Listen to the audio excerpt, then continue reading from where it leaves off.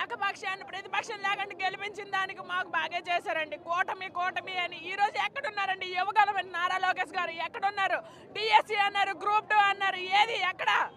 ఇవన్నీ వినిపించట్లేదా? మాకు అన్నిటి అది వినిపించట్లేదా? అతనికి మానేస్తా ఇంకెందుకండి మాకు ఇది? రాసిన లేని అవకాశం లేనిది వాళ్ళు గవర్నమెంట్కి బెనిఫిట్ అవ్వాలని ఈ నోటిఫికేషన్ ఏదో కోర్టు ద్వారా అది ఇది చేసి ఎగ్జామ్ పెట్టేసి ఈ 900 పోస్టులతో మళ్ళీ వాళ్ళు ఎగ్జామ్ వాళ్ళు గవర్నమెంట్లో ఏదో మేము కల్పించామన్నట్టు చూపించడం కోసం ఇదంతానండి. ఇదంతా హై డ్రామా ప్లే చేస్తుంది. ఒకసారి అనురాధ మేడం ఒప్పుకోలేదని అంటారు, ఒకసారి ఏమో సీఎం గారు ట్వీట్లు ఇస్తారు. ఎందుకు ఈ డ్రామాలు? మన నిరుద్యోగులు మేము అంత పనికి మనలో కనిపిస్తున్నామా? వాళ్ళకి అర్థం కావట్లేదు. వాళ్ళ భవిష్యత్తు ఇక్కడ మా మీదే ఉంది. యువగాలని నమ్ముకొని ఈ రోజు గవర్నమెంట్ గెలిచింది, రేపు ఈ యువగాలం ఏంటో చూపిస్తారు.